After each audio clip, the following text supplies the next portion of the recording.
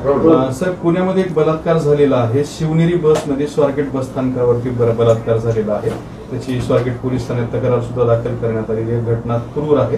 त्याची सगळी हे आता जनतेने हा प्रश्न हातात घेतला पाहिजे. मी तर सर्वसामान्य नागरिक या नात्याने सांगेल की आम्ही तुमच्या बरोबर आहोत. अशा घटना महाराष्ट्र सहन करणार नाही. महाराष्ट्रातले कोणतीही जनता सहन करणार नाही. यामध्ये कोणत्याही प्रकारचं राजकारण नाही. ही घटना आमच्या महाराष्ट्रातल्या कोणतेही माय भगिनी असेल ती आमची आहे आणि म्हणून या घटनेचा आम्ही तीव्रपणे निषेध तर करतोय, परंतु जेवढ्या शक्य होईल तेवढ्या शक्य तातडीनं अशा लोकांना फासावर लटकवलं पाहिजे. सरकारवर प्रश्न उपस्थित होतोय ना की सरकार बघा, तुम्ही ह्या प्रत्येक गोष्टीला सरकारवर ढकलू नका. एखादा विकृत माणूस एखाद्या ठिकाणी अशी जर घटना करत असेल तर त्याला सरकारच्या पाठिंब्याने तो करतोय का? सरकारचा त्याला पाठिंबा असतो का? मी सरकार म्हणून तुम्हाला सांगतो, मी सरकारमध्ये एक जबाबदार पदाधिकारी मंत्री आहे. अशा लोकांना ठेचून मारलं पाहिजे, ही माझी भूमिका आहे. बलात्कार होईपर्यंत सरकार करतंय काय असा प्रश्न. अहो, प्रत्येक माणसाला संरक्षण देता येत नाही हे प्रत्येकाला जाणीव आहे. याचं राजकारण करायचा प्रयत्न करू नका. याचा सिरियसनेस घ्या. एका महिलेवर बलात्कार होतोय, बसमध्ये होतोय, स्वारगेट सारख्या ठिकाणी होतोय, हजारो लोक तिथे असतात, गजबजलेला भाग आहे. अशा ठिकाणी जर होत असेल तर त्या ठिकाणी तातडीने आरोपी अटक केला असेल नसेल तर तो भाग जाऊ द्या, परंतु अशी घटना घडताच कामा नये या भूमिकेत सर्वजण असतात. सरकार कुणाचंही असो, कुणाचंही सरकार असलं तरी कोणी ह्या गोष्टीचा त्याला सगळेजण निषेधच करतील. कोणी याला चांगली घटना म्हणणार नाही किंवा चांगली घटना म्हणायचं काही कारणच नाही. म्हणून सरकारवर आरोप करण्यापेक्षा आपण सर्वांनी सामूहिक ही आपली जबाबदारी आहे. अशा या नराधामाला फाशीची शिक्षा झाली पाहिजे. शक्ती कायदा हा अशा प्रकरणांमध्ये जलद न्याय देण्यासाठी आणलेला होता. शक्ती कायद्याचं स्टेटस काय आहे सर, आणि कधीपर्यंत म्हणजे अंमलात येऊ शकतो काय? शक्ती कायदा हा नव्याने येतोय, तो भाग वेगळा आहे, परंतु आताही आपल्याकडे असे कायदे अस्तित्वात आहे. जलद गतीनं न्यायालयामध्ये हा खटला चालवता येतो. तातडीनं फास्ट ट्रॅकपेक्षाही फास्ट ट्रॅकमध्ये आपल्याला चालवता येतो. आज अटक केली, उद्या आरोपीला कोर्टासमोर घेऊन गेलं, तातडीने FIR त्याचा दाखल करून टाकला, तातडीने त्याचं चार्जशीट दाखल केलं, महिनाभरात त्याचा निकाल दिला, माणसाला फासावर लटकवलं. तरच या समाजामध्ये अशी विकृत कामं करण्याच्यावर आळा बसेल आणि त्यांना एक धाक निर्माण होईल. पण साहेब, हे सार्वजनिक ठिकाण आहे, शासकीय ठिकाण आहे, त्या ठिकाणी पोलीस सुरक्षा असते. तिथून रोडच्या पलीकडल्याच साईडला पोलीस स्टेशन आहे स्वारगेटच्या त्या ठिकाणी. असं असताना सुद्धा जर बलात्कार असतील तर महिलांनी घराच्या बाहेर निघायचं. बघा, याच्यामध्ये कृपा करून राजकारण आणू नका. घटनेचं कोणीही समर्थन करत नाही, प्रत्येकजण निंदा करतोय. ती माता भगिनी ही आमची आहे या भावनेतून आम्ही त्याच्याकडे पाहतोय. बाजूला पोलीस स्टेशन होते, काय करत होते काय नाही करत होते त्याची चौकशी सेपरेट केल्या जाईल, परंतु या घटनेचा आम्ही सर्वजण निषेध तर करतोय आणि आरोपीला जितक्या लवकर तातडीनं फासावर लटकावता येईल त्यासाठी सुद्धा सरकार प्रयत्न करेल. या ठिकाणी सामनातून काही मुद्दा समोर मांडलेला आहे. त्यामध्ये म्हणतायत की सामनातून फडणवीसांचं कौतुक आणि शिंदेवर टीका करण्यात आली. त्यानंतर की महाराष्ट्रात 3 वर्षापूर्वी शिंदेचे राज्य हे फिक्सिंग मधून अवतरलेले होते, त्यामुळे राज्यात फिक्सर व दलालांचे उदंड पीक आले. हे पीक कापण्याचे सध्याचे मुख्यमंत्र्यांनी ठरवले आहे, पण त्यांनी हाती घेतलेले कार्य सोपे नाही, कारण पिकावरचा दाढीवाला खोडकिडा म्हणतोय मला हलक्यात घेऊ नका, फिक्सरांनी मारलेला सिक्सर अडवावा लागेल. हा राऊत वेडा झालेला माणूस आहे. देवेंद्र फडणवीस आज मुख्यमंत्री झालेत, त्यापूर्वी एकनाथ शिंदे साहेब मुख्यमंत्री होते. त्यांच्या मंत्रिमंडळामध्ये कोण कोण होतं? देवेंद्र फडणवीस साहेब होते, अजितदादा होते. त्यांनी तिघांनी मिळून चालवलेलं सरकार होतं. मग जर फिक्सिंग होत असेल किंवा आणखीन काही घोटाळे होत असेल मग तिघजण त्याला जबाबदार आहेत. ते अनैतिकचं जर सरकार होतं असं जर म्हणत असाल तर मग ते देवेंद्र फडणवीस साहेब तेच होते ना, अजितदादा तेच होते ना. म्हणून हे डोक्यावर पडलेला संजय राऊत आहे, त्यांनी अशी स्टेटमेंट करण्याची याला सवय आहे. सरकार ज्या मजबूतीने गेल्या 2.5 वर्षात चाललंय हे उभ्या महाराष्ट्राने पाहिलेलं आहे. ज्या गतीने चाललं ते उभ्या महाराष्ट्राने पाहिलं. जे जे निर्णय घेतले गेले त्याची अंमलबजावणी होताना या सरकारचं हे सर्व जनतेने पाहिलेलं आहे. म्हणून एवढ्या फास्ट ट्रॅकमध्ये चालणारं सरकार तुम्हाला पहिल्यांदा पाहायला मिळालं. 2.5 वर्ष घरात बसून सरकार चालवणार नाही तर जनतेसाठी रस्त्यावर उतरणारं सरकार लोकांनी पाहिलेलं. म्हणून आता यांना आरोप करण्यापेक्षा कोणताही पर्याय नाही. हे प्रत्येकाचं पालखी उचलण्याच्या कामाचे आहेत, ती पालखी उचलण्याचे ते काम करतायत, परंतु त्याच्यामुळे आमच्यामध्ये कोणताही वादविवाद नाही. हेक्सरचा दाढीवाला आणि खोडकिडा असे 2-3 शब्द वापर. त्यांना काय काम आहे का त्यांना? दाढीवाला दाढी खाजवतो, अरे काय बोलायचं तुम्हाला, काही तर तारतम्य तर ठेवा. अनेक जण तुमच्याकडे दाढीवाले होते आहेत, त्यांनाही बोला. आणि म्हणून हे दाढीचं नाव काढणे किंवा टोमणे मारणे हे यांना फक्त यांचा रोजचा धंदा झालेला आहे. याच्यातून हे बाहेर निघायच्या मनस्थितीत नाही. पक्ष डुबला तरी चालेल, हे शेख चिल्ली त्यांची कुडाट चालवत राहणार आहे. बरं, पण फडणवीसांचं त्यात कौतुक केलं आहे शिस्तीसाठी, आणि एकनाथ शिंदे अमित शहांना भेटले, ज्या पद्धतीने OSD नेमणूक सुरू आहे किंवा फडणवीसजी नियंत्रित सगळं करतायत, हे योग्य नाही अशी तक्रार त्यांनी केली. आता एकनाथ शिंदे सकाळी 4 वाजता भेटले. एकनाथ शिंदे तसे 4 वाजे पण जागे राहतात, अख्ख्या महाराष्ट्राला माहिती. आता ते 4 वाजता भेटले, दोघांमध्ये गुप्तगू झाली, एका रूममध्ये भेटले. या संजय राऊतचा भटकता आत्मा का तिथं साक्षीला होता का? मग त्यांच्यामध्ये काय संवाद झाला ते यांनी ऐकलंय, आणि आता ते छापतोय सामनामध्ये. कुठं तरी त्याचा ताळमेळ लागतोय का? 2 माणसं एकत्र येतात, 4 वाजता एका रूममध्ये भेटतात, ओके, त्यांच्यामध्ये काय चर्चा झाली काय नाही झाली हे यांना कळतं कसं? संजय राऊत पत्रकार सोर्स असतील.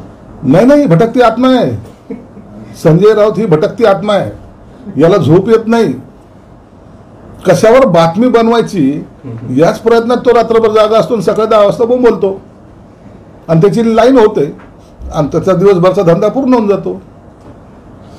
हे व्यापारी राजकारणी जे असतात ना, यांना दुसरा धंदा नाही, म्हणून आम्ही त्याच्याकडे एवढं सिरियसली पाहत सुद्धा नाही. बरं, भेट झाली की नाही? झाली तर झाली ना, काय झालं त्याच्यात? झाली असेल, काय फरक पडतो? नेते आहेत, अमित शहा नेते आहेत, त्यांची भेट होणं काही चुकीचं नाही. त्यांची मोदी साहेबांबरोबर भेट होते, फोनवर बोलणं होतं, म्हणून भेटीला असं एवढं मोठं सिरियस घेण्याचं काही कारण नाही. पण OSDच्या नेमणुकांवर तुमची नाराजगी आहे का? तुमच्या पक्षाची नाराजगी आहे? कारण सगळं तेच होत आहे. काल त्यांनी पहिली यादी दिली. तर आमची यादीच्या बाबतीमध्ये कोणतंही ऑब्जेक्शन नाही आहे.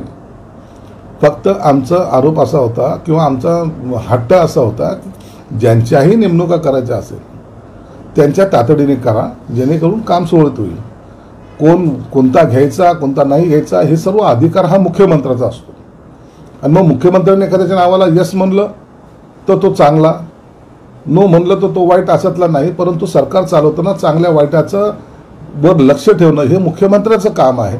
म्हणून ते नेमणुका करताना ते सर्व अँगलने पाहून नेमतात, आणि त्याचं आम्हाला समाधान आहे. आम्ही त्यांच्या त्या गोष्टीचं आम्हाला सुद्धा कौतुक आहे. पण तुमच्या पक्षाचे मुख्यमंत्री असताना त्यांनी असं काही केलं नाही, त्यांनी ती मुभा दिली होती सगळ्यांना. ज्याची त्याची काम करण्याची पद्धत वेगळी असते, ज्याची काम करण्याची पद्धत वेगळी आहे. त्यांना असं वाटतं की आपल्या सरकारमध्ये असे कोणतेही, फार अनेक जण आहेत मंत्रालयात, नाही म्हणता येणार नाही, जे अधिकारी म्हणून नाही तर बाकीच्या गोष्टीच्या याच्यामध्ये इंटरेस्ट म्हणून काम करणारे अधिकारी आहेत. म्हणून त्याच्यावर जर वचक लावायचं काम जर सरकार करत असेल किंवा देवेंद्र फडणवीस साहेब करत असतील तर ते गैरसुद्धा नाही आहे.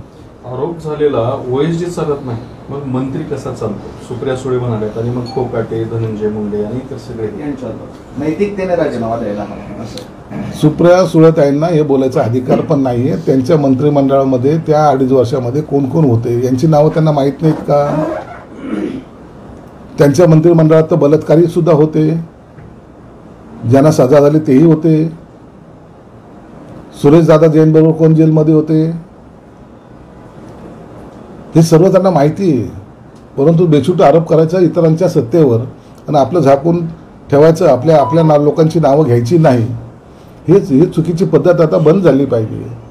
तुम्ही सत्य चालत असताना कोण कोण होतं त्याच्यात आरोपी, म्हणून त्यांना बोलायचा हा नैतिक अधिकार नाही आहे.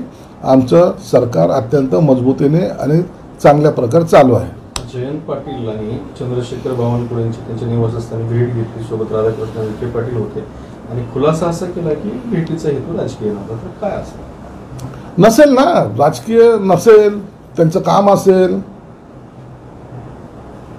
जयंत पाटलासारखा मोठा नेता, त्याला वाटत असेल की आपलं कोणी ऐकत नाही, आपण जाऊन डायरेक्ट मंत्र्याला भेटावं, तेव्हा तर आपलं ऐकलं जाईल, असं त्यांचा कदाचित गैरसमज झाला असावा. एक तुम्हाला सांगतो, जयंत पाटील जास्त दिवस राष्ट्रवादी शरद पवारच्या गटामध्ये राहणार नाही. मी पूर्वी एकदा सांगितलं होतं, अशोक चव्हाणाबद्दलचं मी भाकीत केलं होतं, मी अजितदादाबद्दलचं बोललो होतो. आणि त्याच पद्धतीने जयंतराव सुद्धा एक चांगले नेते आहेत, त्यांचा तिथं दम घुटमवतोय.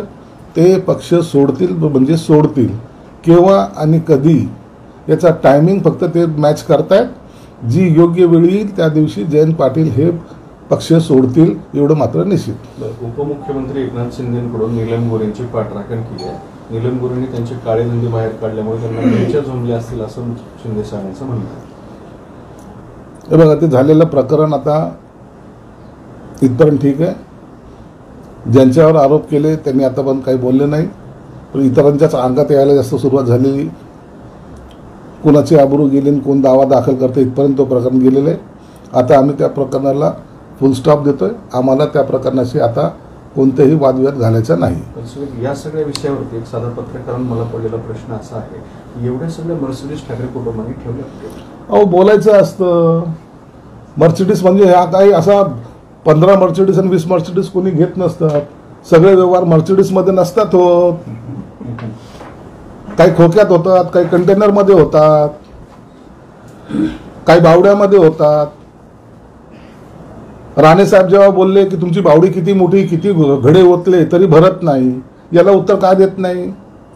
राज ठाकरेने सांगितलं होतं त्यांना खोके चालत नाही, त्यांना कंटेनर चालतात, तेव्हा त्याला उत्तर का दिलं नाही? बोलायला लावू नका. मर्सिडीज हा शब्द वापरू नका. मर्सिडीजच्या डिक्कीमध्ये काय भरून गेलं असेल त्याच्यावर सुद्धा बोलता येईल, परंतु आता तो वेळ नाही. आम्हाला ह्या रिकाम्या उद्योगामध्ये जायचं नाही.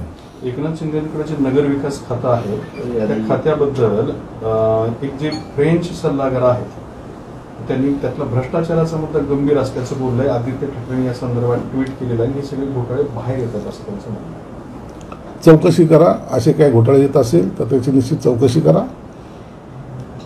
तुमचे सर्वांशी चांगले संबंध आहेत, त्यांना चौकशी करायला लावा. आणि जर उघड झालं तर जी शिक्षा होईल ती शिक्षा आम्हाला मान्य आहे. राष्ट्रवादीचे अमोल मिटकरी आहेत, ते म्हणतात की संदीपान भुमरे यांच्या ओएसडीने 5 कोटी रुपये मागितले होते आणि असाच अनुभव तानाजी सावंत, संजय राठोड, कृषीमंत्री अब्दुल सत्तार यांच्याबाबतही आलेला आहे. या बाबतीची मला माहिती नाही आहे, परंतु निश्चित त्याची दखल एकनाथ शिंदे साहेब घेतील. सुषमा अंधारेंनी नीलम गोरेंना अब्रू नुकसानीची नोटीस दिलेली आहे. दिली ना. सिनियर काउन्सिल आहे त्यांना कायदा जास्त कळतो म्हणून त्यांनी नोटीस दिली असावी. त्याचं उत्तर निलमताई देतील. बीड जिल्ह्यात मस्साजोग ग्रामस्थांचं अन्नत्याग आंदोलन सुरू आहे. 2रा दिवस आहे त्या ठिकाणी. मस्साजोगच्या आंदोलनामध्ये जो एक आरोपी आहे जो आता पण भेटत नाही, माझी वैयक्तिक अशी शंका आहे त्या आरोपीचं झालंय काय, तो खरंच जिवंत आहे का फरार आहे, यावर आता पोलिसांनी तपास केला पाहिजे. गेले 3 महिन्यापासून एखादा आरोपी या भारतातून बाहेर गेलाय का, त्याचा खून झालाय का, तो कुठं खरोखर फरार आहे, याबाबत पोलिसांनी सिरियसली पाहिलं पाहिजे. की कारण इतक्या पोलिसाची टीम जाऊन सुद्धा जर तो आरोपी सापडत नसेल तर त्याच्यावर शंका घ्यायला वाव आहे. म्हणून मस्साजोगचं जे आंदोलन चालू आहे त्या आंदोलनाला तुम्ही उत्तर त्या आरोपीला पकडूनच देता येईल, बाकी कोणतेही कारण दाखवता येणार नाही. गृह विभागाचं अपयश होण्याचे आरोपी सापडत अपयश नाही, पण प्रयत्न कमी पडतात हे निश्चित आहे. जरांगे पाटील म्हटले होते की जर मुख्यमंत्री एकनाथ शिंदे असेल आतापर्यंत आरोपी पकडला गेला असता. असं नसतं. पोलीस आपलं काम करतायत. पोलिसांच्या काम करण्यावर आम्ही प्रश्नचिन्ह निर्माण करत नाहीत, परंतु एवढं निश्चित आहे तो आरोपीचं काय झालं याचं उत्तर पोलिसाला द्यावं लागेल. धनंजय मुंडे आणि माणिकराव कोकाटे यांच्या राजीनाम्यावरून राष्ट्रवादीत 2 मतप्रवाह पाहायला मिळत आहे. एक जण म्हणताय राजीनामा आणि दुसरं गट म्हणते की राजीनामा देऊ. आता पक्षाचा अंतर्गत प्रश्न आहे. आता दोन्ही मंत्री त्या राष्ट्रवादींचे आहेत, अजितदादा त्यांचे नेते आहेत. अजितदादाने काही अनेक वेळा सुतोवाच केलेला आहे, म्हणून त्या पक्षाच्या अंतर्गत असलेल्या घडामोडीवर त्या पक्षाच्या ज्येष्ठांनीच आता तो निर्णय घेतला पाहिजे. आम्ही त्यांच्यात कोणताही हस्तक्षेप करणार नाही. इंद्रजित सावंत जे होते त्यांना जी धमकी दिली प्रशांत कोरटकर, त्याच्यावर गुन्हा दाखल झाला, महापुरुषांचा अवमान वगैरे असं सगळं कोल्हापूरला राजवाडामध्ये क्लिपही तुम्ही ऐकली असेल. काय वाटतं तुम्हाला एकंदरीत सगळ्या प्रकरणात? नाही, पोलीस त्यांची कारवाई करतील. कुणालाही कोणी धमक्या देणं हे काही इकडचं दुसरं राज्य नाही आहे, हे महाराष्ट्र आहे. महाराष्ट्रामध्ये कायद्याने चालणारं हे राज्य आहे, म्हणून कोणत्याही व्यक्तीला, कोणतेही राजकीय असो सामाजिक असो, त्यांना कोणीही काही जरी केलं तरी त्यांच्यावर कारवाई ही पोलीस करणारच. संभाजीनगरचे जे तुमच्या विरोधात लढलेले लोक आहेत तेच पुन्हा आता भाजपमध्ये जातात. सिल्लोडचे मनकर असतील किंवा दिनेश परदेशी असतील, पश्चिम हा प्रश्न तुम्ही जे काही भाजपचे लोक जे काही उबाठाचे तिकीट घेऊन लढले होते, हा प्रश्न आता तुम्ही उबाठाच्या लोकांना विचारा ना. निष्ठेने आलेले तुमच्याकडचे शिवसैनिक ज्यांनी विधानसभा लढली ते तुम्हाला सोडून का चाललेत याचा प्रश्न तुम्ही उबाटाला विचारा. आम्हाला त्याच्याशी कोण कुठे गेलं किंवा कुठे आलं आमच्यावर काही फरक पडत नाही. बरं, ते राजू शिंदे जे आहेत तुमच्या विरोधात निवडणूक लढवले, त्यांनी असा आरोप केला की संजय शिरसाट यांनी ह्या निवडणुकीमध्ये 60 ते 70 कोटी रुपये खर्च केला, इतका पैसा वाटून ते निवडून आले. मला तिकीट घ्यायला पैसे लागले नाही एवढं सत्य आहे. इलेक्शनमध्ये काय खर्च केला नाही केला याचा हिशोब मी इलेक्शन कमिशनरकडे दिलेला आहे. त्याच्यात काही असं आणखीन डाऊट असेल तर तुम्हाला न्यायालयाचे दरवाजे उघडे आहेत, तुम्ही तिकडे जावं. बरं, अजित पवार गट जे आहेत तर भाजप आणि शिवसेना यांच्या विरोधात जे लोक निवडणुकीत लढले त्यांना आपल्या पक्षात घेऊन बळ देण्याचा प्रयत्न करतात आणि त्यामुळे महायुतीत कुठेतरी संघर्ष वाढू शकतो असं नाही. अजितदादाच्या पक्षामध्ये कुणाला घ्यावं हा त्यांचा जरी विषय असला तर या गोष्टीचा प्रत्येक पक्षाच्या नेत्यांनी, प्रत्येक पक्षाच्या, मी एका पक्षाला सांगत नाही, त्यांनी हे भान ठेवलंच पाहिजे की जो एखादा कार्यकर्ता असेल किंवा कोणी असेल जो विरोधात लढला किंवा विरोधामध्ये त्यांनी काम केलेलं आहे त्यांना पक्षामध्ये घेताना थोडा विचार केला पाहिजे. नसता अशा कार्यकर्त्याचं पीक जोमानं वाढेल आणि मग दर निवडणुकीला त्याचा फटका हा पक्षाला निश्चित बसेल. राजू शिंदेला पण असा विरोध आहे का तुमचा भाजपमध्ये घ्यायसाठी? मला काय कोण राजू शिंदे, मला काय घेणं देणं नाही. बरं, ते MIDचे अधिकारी आर्थिक लाभ मागत असल्याचं फ्रान्समधील सिस्टर कंपनीचा आरोप आहे. फ्रान्समधील कंपनीच्या तक्रारीनंतर दूतावासाचे थेट सरकारला पत्र आलंय आणि एकनाथ शिंदेची चौकशीचे आदेश दिले आहे. हायकोर्टचा हा दणका आहे. नाही, उद्या चौकशी जे काय असेल सत्य तुम्हाला समोर येईल, म्हणून आम्ही कोणत्याही चौकशीच्या समोर जायला तयार आहोत. कोणत्याही चौकशीच्या आड येणार नाही. जे काही होईल निर्णय तर तो आमच्यासाठी बांधील राहील. तुम्ही मागच्या काही दिवसांमध्ये वेगवेगळ्या घोषणा केल्या होत्या. म्हणजे त्यामध्ये पहिली घोषणा अशी होती की DPCच्या कामं मिळवण्यामध्ये काही लोकांनी रिंग केली आहे, आम्ही त्यांच्यावर गुन्हे दाखल करणार आहोत. दुसरी घोषणा होती की जिल्ह्यातल्या बांगलादेशींना शोधण्यासाठी संयुक्त मोहीम राबवली जाणार. तिसरी घोषणा होती की DPCचे जे काही कामं सुरू झालेली नाहीत किंवा बेकायदेशीर आहेत ते आम्ही रद्द करणार आहोत. तर त्यातल्या कुठली घोषणा एखादी पूर्ण झाली आहे का किंवा काम सुरू आहे का? DPCमध्ये ज्या पद्धतीने चुकीची कामं झाली होती ती अनेक कामं आम्ही रद्द केलेली आहेत आणि त्याच्या माध्यमातून जी रक्कम आम्हाला सेव्हिंग करता आली, उदाहरण द्यायचं असेल तर ती सेव्ह झालेली रक्कम आज जवळपास 5 ते 5.5 कोटी रुपये आम्ही पोलिसांना दिली.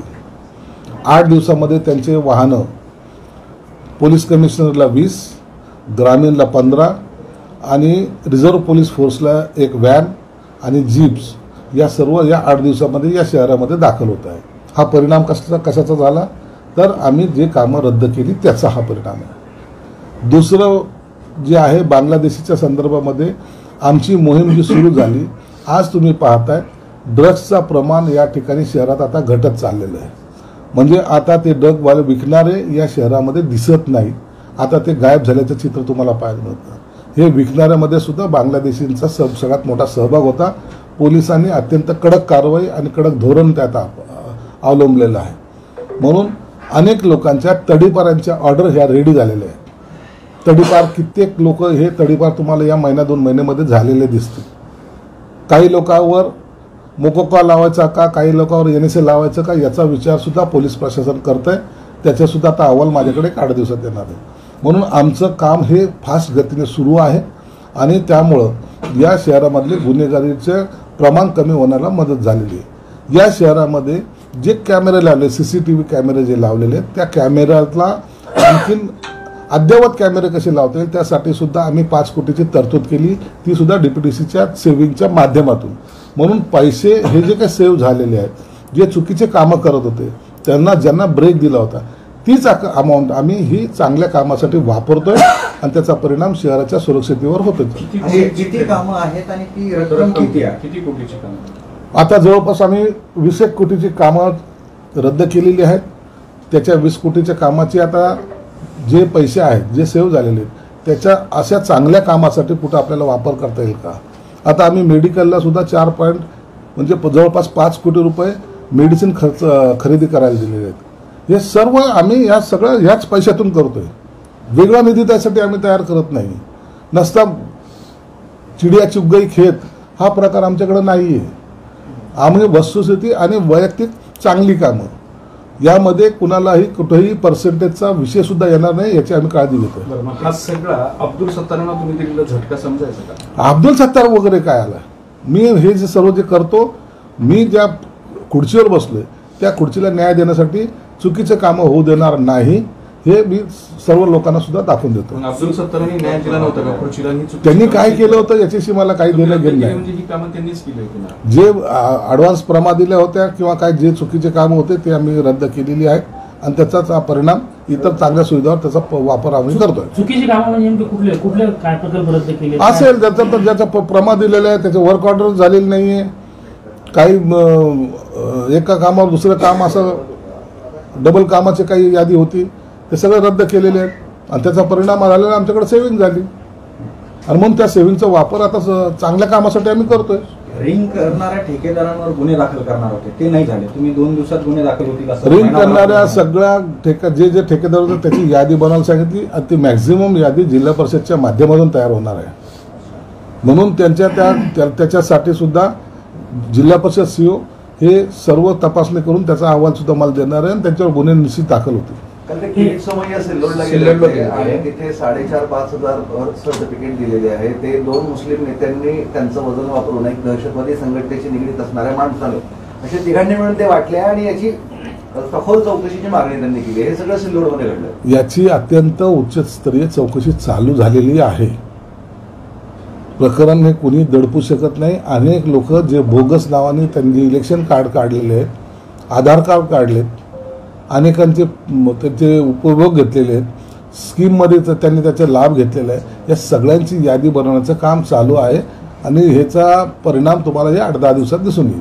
हे केंद्रीय वाणिज्य मंत्री पियुष गोयल इथं औरंगाबादला आले होते. त्यांनी प्रदूषण नियंत्रण महामंडळाच्या कारभारावर टीका केली. याच्यामुळे उद्योग औरंगाबादला येत नाहीये. पंकजा मुंडेंना पण ते फोन करून बोलले की या पद्धतीने औरंगाबादला मराठवाड्याला अशा प्रकार होणं चुकीचं आहे, ते सुद्धा आढावा घेत आहेत.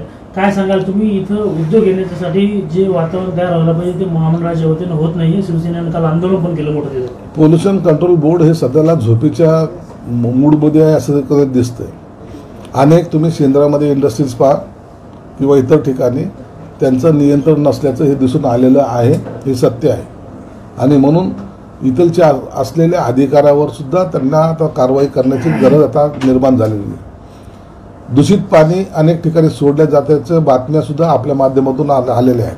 म्हणून आता मोर्चा हा सरकारमार्फत आता प्रदूषण नियंत्रण मंडळाकडे सुद्धा वळवला जाईल. ओके एक मत आहे. ठाण्यामध्ये ठाकरेंचे नेते आणि ठाकरे मेळावा घेत आहेत शिंदेंना आव्हान देण्यासाठी. त्यांनी मागे सुद्धा लोकसभेला आव्हान दिलं होतं, विधानसभेला आव्हान दिलं होतं. परिणाम त्यांना माहिती आहे. आता कॉर्पोरेशनला आव्हान देतील, नंतर ग्रामपंचायतला आव्हान देतील, नंतर मग शांत बसतील.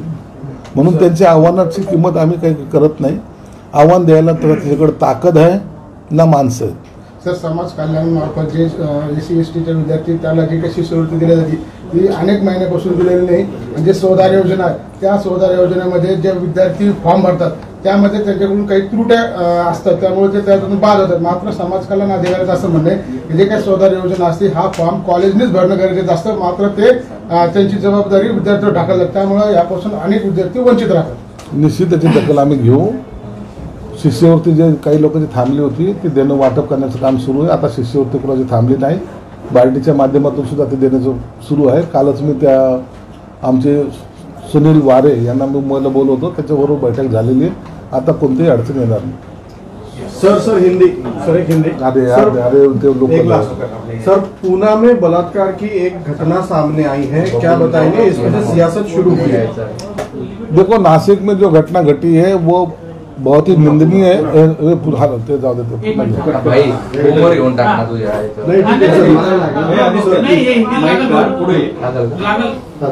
ठीक है सर, प्लीज।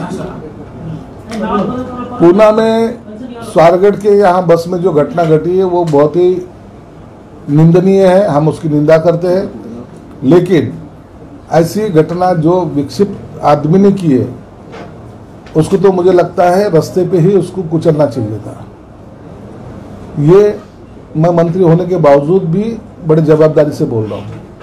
ये मनोवृत्ति ये लोगों की ठीक नहीं रहती, ये समाज को बदनाम करते हैं, बहू बेटियों को उनकी इज्जत उछालते हैं और ये महाराष्ट्र के संस्कृति के खिलाफ है। हमारी बहू बेटी कहीं भी कोई भी रास्ते से बिल्कुल आत्मविश्वास से चलना चाहिए, ये हमारा कोशिश रहती है। सरकार अपनी तरफ से उनके ऊपर कार्रवाई करेगी, लेकिन ऐसी घटना घटनी ही नहीं चाहिए। इसके लिए ऐसे क्रूर लोगों को कड़ी से कड़ी सजा देने का काम भी सरकार करेगी। सर, जयंत पाटिल जी ने चंद्रशेखर बावनकुळे से मुलाकात की है, क्या जयंत पाटिल के बारे में आप बताएंगे, क्या आपका अनुमान है? जयंत पाटिल साहब राष्ट्रवादी शरद पवार चंद्र पार्टी में खुश नहीं है, ये बहुत बार आपने देखा होगा। और मैं आपको बताना चाहता हूँ, जयंत पाटिल ज़्यादा दिन वहाँ रहेंगे नहीं, कुछ ही दिनों में उनका कौन से पार्टी में जाते हैं इतना सिर्फ सवाल है, वक्त आने दो, जयंत पाटिल राष्ट्रवादी छोड़ेंगे। आपकी सरकार के 2 मंत्रियों पे आरोप लगे हैं, वो एक ही पार्टी के हैं, राष्ट्रवादी अजित पवार गुट के, लेकिन उनके रेजिग्नेशन की बात जब आती है तो उनका रेजिग्नेशन अब तक लिया नहीं गया, क्या बताएंगे? देखिए, ये पार्टी का अंदरूनी मामला है। अजित दादा उनके नेता है, उन्होंने जो भी किया नहीं किया उसके बारे में वो छानबीन वो खुद कर सकते हैं। पार्टी में क्या डिसीजन लेना ये उनका अधिकार है, हम उन पार्टियों में इंटरफेयर नहीं करेंगे। उन्होंने जो भी डिसीजन लेगा वो उनकी पार्टी को इम्प्लीमेंट करना पड़ेगा। Thank you.